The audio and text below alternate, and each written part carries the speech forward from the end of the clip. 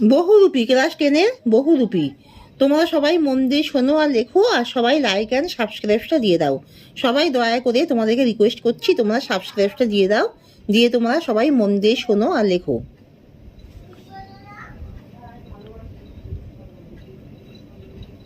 তাহলে বহুরূপী, class 10-এর Bengali বহুরূপী।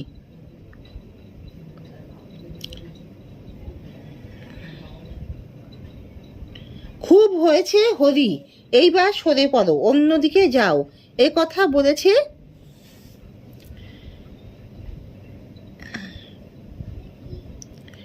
এই কথা বলেছেন কে? উত্তর, বাসের ড্রাইভার কাশীনাথ বলেন, খুব হয়েছে হরি, এইবার সরে পড়ো, অন্যদিকে যাও। বাইরে ছদ্মবেশে হরিদার রোজগার।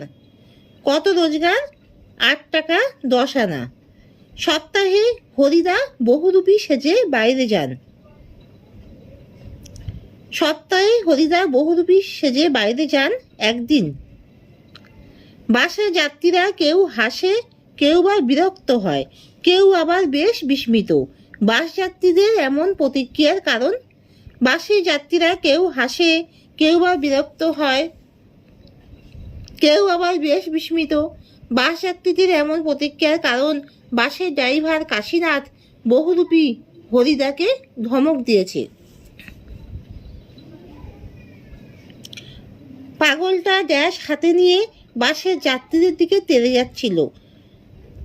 পাগলটা থান ইট হাতে নিয়ে বাসের যাত্রীদের দিকে তেড়ে যাচ্ছিল। থান ইট হাতে নিয়ে বাসের যাত্রীদের দিকে তেড়ে যাচ্ছিল।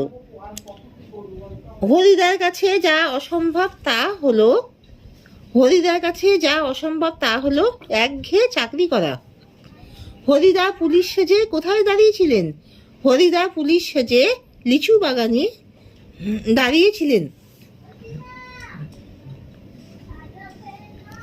জগদীশবাবু স্বভাব কেমন ছিল? জগদীশবাবু কৃপণ স্বভাবের মানুষ ছিলেন। জগদীশবাবু বিরাগীকে কত টাকা প্রণামী দিয়েছিলেন? জগদীশবাবু বিরাগীকে 100 টাকা প্রণামী দিয়েছিলেন।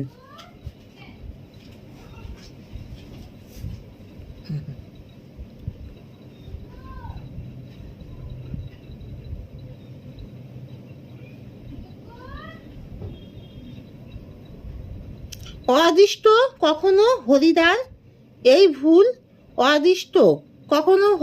এই ভুল ক্ষমা করবে না।